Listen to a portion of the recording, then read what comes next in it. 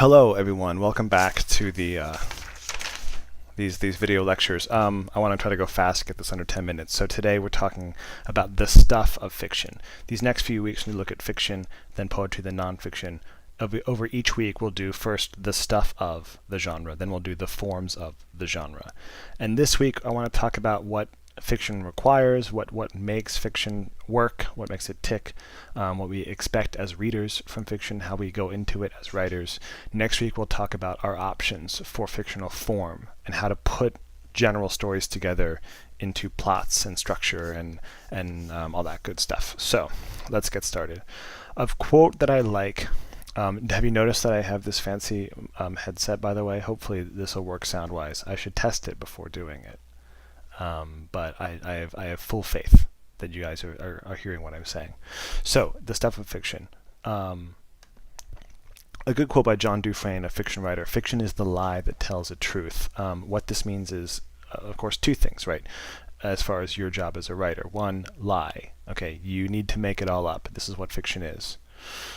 So yes, you can borrow from life, you can fictionalize things that have happened to you or to other people, but it's that key activity of fictionalizing what has happened, making up names, making up, changing the events in some way. It helps for you as a fiction writer to know that you're not writing about real life, but more importantly, it helps the reader. It's important for the reader to know that they're in this kind of safe space where anything can happen because this is fiction and not real life. It's key for the second half here, which is telling a truth. It seems like a kind of contradiction, but it's not. Let's break this down a bit more. So lying, as I said, invention is the dominant mode in fiction writing, making it all up, right? And the reader needs to feel as though nothing is real. It's key. When it comes to the idea of truth in fiction, there's two kinds of, and when they talk about truth in this lecture and also just throughout this course and throughout my life, I guess, I don't mean a single truth. There's no such thing as the truth, right? Because your truth is different from my truth. All there are just almost infinite subjective truths. It's your job as a fiction writer not to write the truth of all truths. It doesn't exist. Your job is to present the reader with a truth, a possible truth, right? So the literal truth, when you think about, say, Sea Oak, that story about that George Saunders wrote, the dead do not come back to life. It's a literal truth. It's a fact of the world. That's what I'm talking about with literal truth. And if we read fiction for literal truths, they would fail every time. They're not literally true. It's important. But psychologically, there's certain truths that fiction is really, really good at. Some might argue, I might argue, as a fiction and nonfiction writer, that fiction is just sort of more inherently true than nonfiction, or can speak more beautiful and complex truths than nonfiction possibly can. So, psychological truth, sort of how we understand the world, how we act to one another, how we are as human beings, what the world is like, etc., etc. If a lonely, sad woman dies and comes back to life, she has every right to be furious. It's never happened, and it can't probably ever happen, this woman coming back to life, but Sea Oak shows us what that would be like, and we sort of see in the working through of the story how this is true, and that's why it's a success, I think. So, how then and where and whatever do you deliver truth to your reader? And one of the key ways to answer this question, and one of the key ways fiction does it, is through theme. And I tend not to want to talk about theme a lot because people get this idea that you have to start with a theme. Like, I'm going to write a story about betrayal, or about the ways that love can hurt other people, and the story just says that almost like an essay without having any actual fictional movement or growth. Theme is something that you suss out of a story after you've written it. It's almost a revision step, right? What is this story about?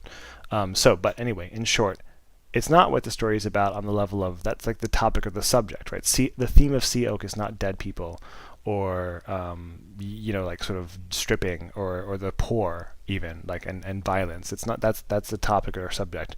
Rather, theme is what the story is saying about its topic or subject. It's the comment on the subject that the story is trying to make that is expressed through theme. It's always expressed as an arguable claim about people or the world, right? It's almost in many ways the sort of thesis statement or the argument of a story. And to this end, it should be a full sentence. So a bad example of various themes for A Rose for Emily by William Faulkner, old people and death in the South. These again are topics. It's the subject of the story, and it's not a full sentence. Bad theme. Let's delete it. Oops. There we go. Another poor example, Emily Grierson is crazy. Sure, that might be what you read in the story as you read it, but that doesn't really say anything about the people, about people of the world. It's too specific to the story. So here's a good example, a good theme. When deprived of so much, people will take whatever they can. You can hear how this is sort of a comment about the world, right? Note, there's no single theme that it's sort of your job. It's like an answer to a riddle that you have to find out, and if you get it wrong, you're wrong, right? Themes as expressed like this are very subjective. You could read A Rose for Emily just as thoroughly as I have and come up with a different theme. But what's key is, well, I should write this in. What's key is that theme should refer to story as a whole, right? So if you start having a theme that's about Toby, her manservant, he is not a huge character in the story, so it wouldn't be capturing the story as a whole. That's what you're trying to do with the theme, is trying to sum it up. So if you need to find theme, look to a story's denouement. And then as a writer, if you need to sort of point toward psychological truths, doing it at the end is kind of the common place, right? Images, lines of narration, lines of dialogue. They're all meant toward the end, after everything's been resolved, to carry more than normal weight, and we as readers will feel that weight as it happens.